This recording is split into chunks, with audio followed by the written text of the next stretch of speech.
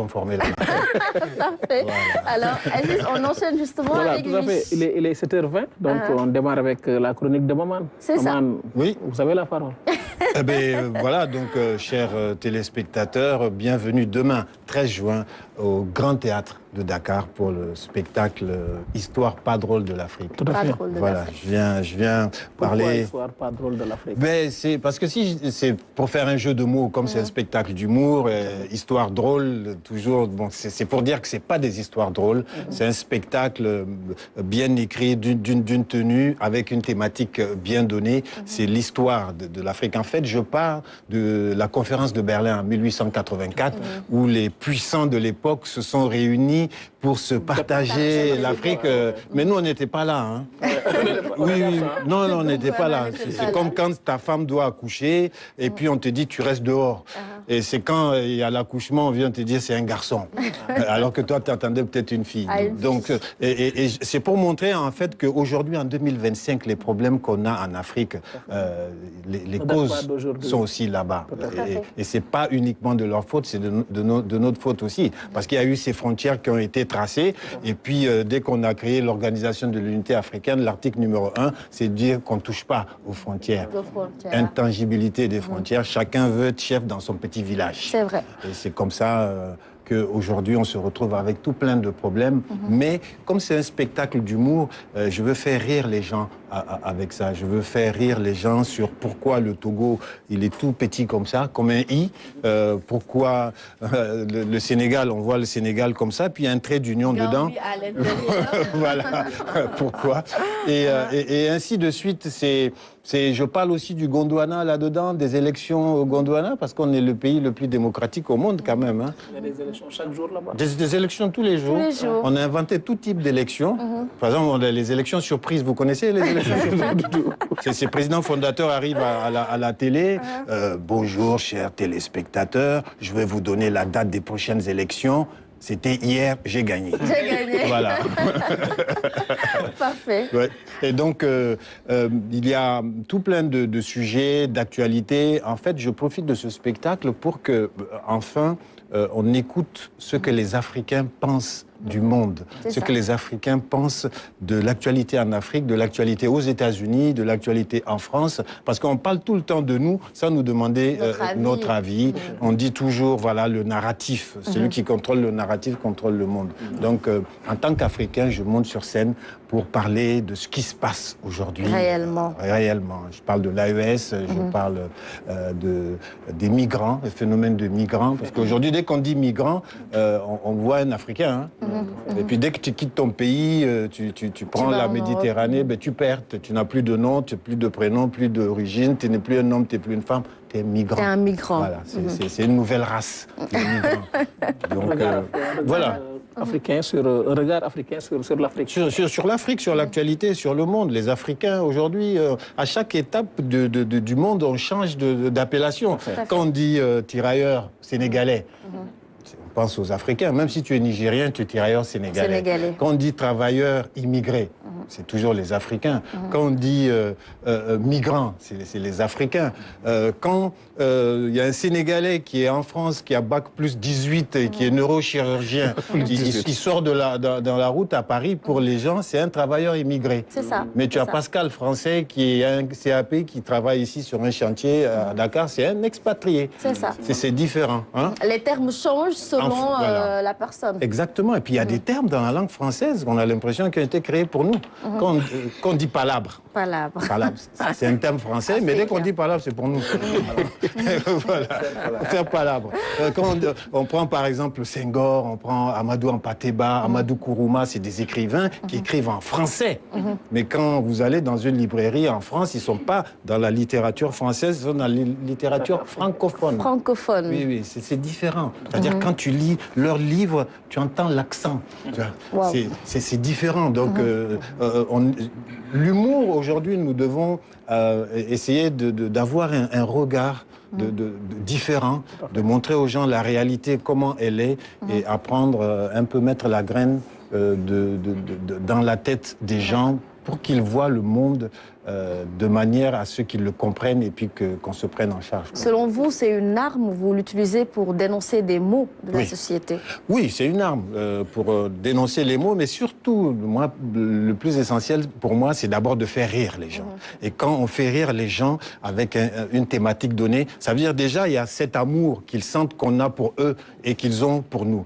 Et la deuxième chose, c'est une prise de conscience. Moi, je ne dirige pas mes sketchs, mes chroniques contre des dirigeants. Je l'envoie aux citoyens lambda pour que la graine entre dans sa tête et qu'ils se disent, voilà, les dirigeants, c'est pas des dieux.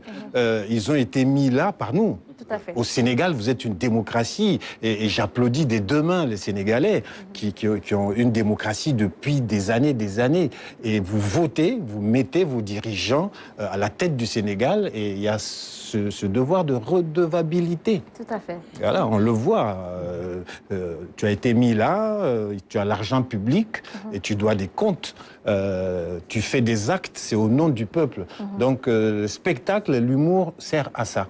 L'humour sert à mettre un peu de conscientisation dans l'esprit des gens. C'est pas dirigé contre les dirigeants. Les dirigeants, ils s'en foutent. On n'est que des humoristes. Ils peuvent dire, bon, vas-y, parle. On s'en fout, tu fais ton spectacle, tu prends ton avion, tu t'en vas. D'accord. Avant de laisser la parole aux autres, j'aimerais bien qu'on s'arrête un peu sur Mohamed Moustapha du Niger, à la scène internationale, RFI, et un jeune homme qui était prédestiné à être scientifique, on le rappelle. Alors, comment vous êtes passé de la science à l'humour? Par hasard. J'ai fait licence maîtrise en Afrique, en Côte d'Ivoire. Donc j'ai vécu un peu partout en Afrique. Je suivais mon père qui était diplomate et j'ai fait mon bac à Niamey. J'ai fait 2 années à l'université de Niamey. Puis je suis parti à Abidjan. J'ai fait licence maîtrise en physiologie végétale. Et après, je suis parti en France, et c'est le drame des Africains, que tu arrives à un certain niveau d'études, tu es obligé de partir, puisqu'il n'y a pas de formation chez nous.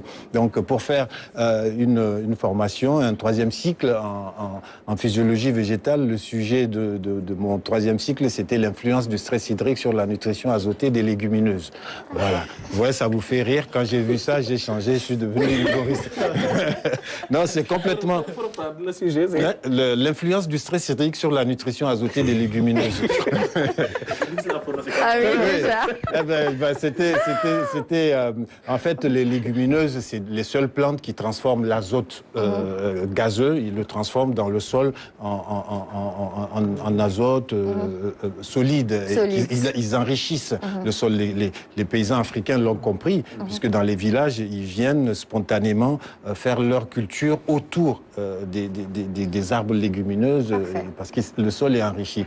Mais c'est par hasard, en France, un ami m'a entraîné dans un atelier de comédie. Ça m'a plu, j'ai écrit un sketch et il m'a dit, mais pourquoi tu n'écrirais pas quelque chose pour toi sur scène? Et en France, le monde de la comédie est bien organisé. On peut vivre de son art très vite. Il y a des comédie clubs Il y a des comédie clubs, il y a un système d'intermittent du spectacle où, quand tu as atteint un certain nombre d'heures de travail par mois, tu as une indemnité. Même quand tu ne travailles pas, tu es indemnisé. C'est le statut d'artiste qui est reconnu là-bas. La France est l'un des seuls pays qui a ça. Il faut que nos pays africains aillent vers ça. Et c'est comme ça, par hasard. Pas au Gondwana. Non, le Gondwana, on essaie de faire, mais il y a trop, il y a trop de choses à faire au Gondwana. Ouais, Mbengue, bah c'est pour ne pas dire la France, quoi. Mais je dis toujours Mbengue, capitale Paris. Comme ça, les gens comprennent. Voilà. Alors, Monsieur Ndoye, Maman, une fierté, hein, il hisse tout haut le drapeau de l'Afrique, je dirais. Bon, en tout cas, je suis très heureux de le découvrir. Hein. Ça montre tout simplement que l'Afrique a du talent, quoi. Ce que les autres pensent de nous. Il est temps que nous aussi, à notre niveau, déjà, faire de l'humour, c'est faire rire les gens. Et vous profitez de cette occasion aussi pour les sensibiliser. Déjà là, c'est de fort impact. Et je vous félicite et je vous encourage. Parfait. Merci. Zoro? Non, moi je voulais son lien avec le cinéma. Oui. Parce que peut-être qu'il a fait, je ne sais pas quel est son rapport au cinéma, parce qu'il vient d'un pays, quoi qu'on dise, pionnier du cinéma. Pionnier du cinéma. Oui, en 2016, j'ai réalisé mon premier long métrage, Bienvenue au Gondwana, qui est sorti, qui a été le plus grand succès dans les salles africaines. On a même dépassé Fast and Furious, qui est sorti au même moment. Et je n'ai pas voulu l'amener au FESPACO en 2016 quand il est sorti, parce que j'allais gagner. Ça, c'est sûr. Voilà. Donc, j'ai eu pitié de ceux qui sont arrivés là. Et donc là, le cinéma, c'est une autre manière d'aller vers les gens, d'aller la fiction aujourd'hui, surtout avec la multiplication des plateformes, avec les réseaux sociaux où ça s'est démocratisé, et puis même avec le bouquet Canal+, où aujourd'hui un film sort en France ou aux États-Unis, on l'a directement en Afrique. Donc du coup, le public africain est devenu très cinéphile, il n'est pas laissé à l'écart du monde, ce qui fait qu'il est devenu plus exigeant. Avant, il suffisait de dire aux Africains, c'est un film africain avec des Africains, on veut aller voir. Aujourd'hui, non. Même si c'est un film africain, il faut qu'il soit bien fait, que l'histoire soit bien racontée aux standards internationaux. Donc le cinéphile africain est devenu exigeant. Et moi, avec la société que j'ai créée en Côte d'Ivoire, Gondwana City Production, à travers laquelle je produis le Parlement du Rire, Abidjan, capitale du Rire, là aujourd'hui on se lance vraiment dans la fiction. On est en plein développement d'une série dans la comédie et je prépare aussi Bienvenue Gondwana 2 qui sera produite l'année prochaine, donc on travaille là-dessus. À l'ère du numérique, il faut un humour d'exigence. Ah oui, s'adapter, quoi. Oui, il faut, parce qu'aujourd'hui, quelqu'un qui veut rire, vous voulez rire, nos téléspectateurs veulent rire, ils prennent leur téléphone, les réseaux sociaux, à tout plein de vidéos. Et donc, moi, en tant qu'humoriste, pour que les gens viennent me voir sur scène, payer leur ticket, il faut que je leur offre quelque chose de plus. La différence entre l'humour sur une vidéo et puis venir voir un spectacle sur scène, c'est comme acheter un sandwich dans la rue et aller dans un restaurant gastronomique, ou bien aller chez sa maman qui a préparé un bon tchèp-djen. Voilà, ça c'est une invitation. Invitez-moi à manger un tchèp-djen chez vous. Il n'y a pas de souci. Alors, par rapport au spectacle de demain, est-ce qu'on va s'attendre à la participation des parlementaires, les grands Digbeu, Gou ou autres? Non. Ou il y a une collaboration des artistes locaux? Je ne me promène pas avec l'opposition. Donc, c'est tout seul que je me promène. Non, c'est pas le Parlement du Rire. En fait, mon métier de base, mon métier premier, c'est seul sur scène, one man show. J'ai déjà joué 3 fois à Dakar, en 2009, en 2011 et puis je crois en 2015. Et c'est le métier que je pratiquais en France avant de venir m'installer en Afrique. C'est le moment où j'ai le plus de liberté, plus même qu'à la radio. Je suis seul face au public où les gens vont voir un Maman. Ceux qui m'ont connu par le Parlement du Rire vont trouver un Maman différent. Ah oui, c'est pas le même Maman. C'est Maman seul qui se livre face sur scène. Au public. Voilà, vous allez décliner vos talents. Ah ouais, tout. Je vais tout parler de tout, de toute l'Afrique. Les gens vont rigoler du Niger, du Mali, du Sénégal, du Congo, de ce qu'ils vivent, de comment, voilà, au quotidien. On va parler de Donald Trump, on va parler de Elon Musk, on va parler de tout. Oui, les Africains ont toutes leurs idées sur la marche du monde et je veux montrer que notre voix compte aussi. Tout à fait. D'où il est venu, Maman, le nom d'artiste? Mon nom d'artiste. Alors, Mohamed Moustapha, qui est mon nom, on trouve ça sur Internet, ça c'est le nom connu par la police et les impôts. Donc, Maman, c'est Mohamed. Mais chez moi, en Haoussa, on dit Maman. Tous les Nigériens s'appellent Maman. Donc, mais aujourd'hui, il y a un seul Maman, c'est moi. C'est toi. Voilà, donc tous les autres, ils se mettent à l'infinitif, parce qu'en français, on dit quand 2 verbes se suivent. Le second se met à voilà. Donc, je les ai mis, tous les Maman, je les ai mis à l'infinitif. Je suis le seul. Donc, Maman, c'est Mohamed. Quand il a fallu me trouver un nom d'artiste, si j'avais mis Mohamed à Paris, on va penser que c'est un Algérien ou un Marocain. Je voulais qu'on sente que c'est un Nigérien, donc j'ai mis Maman. Maman qui est avec un E, hein. C'est le féminin de maman. De maman. D'accord. Alors, rendez-vous demain au Grand Théâtre. Voilà, c'est au public. Grand Théâtre demain, 20h30, vendredi 13 juin. Donc prenez vos places. Je ne sais pas s'il reste des places, mais faites vite. On peut payer les places en ligne, par Orange Money, par Wave, sans faire de publicité. Ou alors on m'envoie l'argent chez moi. Et on va parler Wolof, j'espère. Ah oui, on va parler Wolof. Déjà, si on commençait maintenant... J'ai tout compris, ce que vous avez dit là. Faut parler. Oui, parce que vous êtes comme les Congolais. Les Congolais et les Sénégalais, quand ils parlent Wolof, il y a toujours 2 mots en français dedans. Ça, c'est vrai quand même. Donc, on comprend. Mais nous, on ne dit pas qu'il tire comme les Congolais. Oui, c'est vrai, oui. La culture, oui. La culture est utile. On avant-goût de ce qui va se passer demain. Demain, avec notre il faut venir. Ouais, parce que si c'était Samuel Eto'o qui était là, vous n'allez pas lui donner un ballon pour faire... Moi, j'ai vu un extrait. Vous dites qu'en 1884-85, c'est le moment où l'Afrique a été mise en solde. Oui, c'est ça. Il faut nous expliquer comment ça... Les soldes, en fait, quand on dit le premier jour des soldes, les gens font la queue devant les magasins. Dès qu'on ouvre, ça se précipite pour prendre les premiers, les meilleurs articles. Mais c'était comme ça. Les pays, la France, l'Allemagne, l'Angleterre, le Portugal, l'Italie, l'Espagne, ils se sont précipités pour être les premiers pour le partage du gâteau. On était un gâteau pour eux. Tout à fait. En fait, l'Afrique, c'était un frigo. Et dedans, il y a tout à manger. Et c'est comme ça qu'ils nous considéraient. Et ils venaient. D'ailleurs, c'est pour ça que les noms de nos pays, c'est en fonction souvent de soit des richesses ou soit des choses à manger. Par exemple, les Portugais, ils sont venus, ils ont vu quelque part dans une plage, là, il y avait beaucoup de crevettes. Comment on dit crevettes en portugais? Camaroes. Donc, c'est devenu Cameroun. Ouais, vous, les Sénégalais, vous avez eu la chance parce que Tchéboudienne, c'était pas facile à écrire. Sinon, ça allait être la République de Tchéboudienne. Finalement, c'est devenu Soulougal, le Sénégal. Voilà, c'est ça. Justement, et on voit, c'est même ce qui s'est passé avec la Palestine, le partage Israël-Palestine. C'est la même chose. Et aujourd'hui, on vit ces retombées, mais alors là, très négatives de l'histoire. La preuve, les gens qui sont les plus scandalisés par ce qui se passe en Palestine, c'est les Africains. Parce qu'on sait ce que c'est que la colonisation. On le vit dans notre chair. Et on voit l'indifférence des pays européens. Parce que c'est eux qui sont les colons qui nous ont colonisés, c'est eux qui, en 1948, sont à la base de la création de la Palestine. Ils ont massacré les Juifs et pour se déculpabiliser, ils sont venus prendre la terre des Palestiniens. Donc c'est une injustice qui nous fait tous mal, mais c'est une histoire qui résonne en nous. Là, jusqu'à aujourd'hui, on parle de Tiaroy, du massacre de Tiaroy. Voilà, c'est pas fini. Et il y a beaucoup de choses. Il y a le massacre à Sétif en 1945, au Cameroun, à Madagascar. Il y a tous ces massacres coloniaux qui vont ressortir. Parfait. Alors, il y a un téléspectateur qui demande de vous demander, qui pose la question de savoir où se situe le Gondwana. Le Gondwana, il est au sud du pôle Nord et au nord du pôle Sud. C'est un nuage. En fait, le Gondwana, c'est un pays imaginaire. Comme je faisais cette chronique sur RFI, je la fais toujours sur RFI.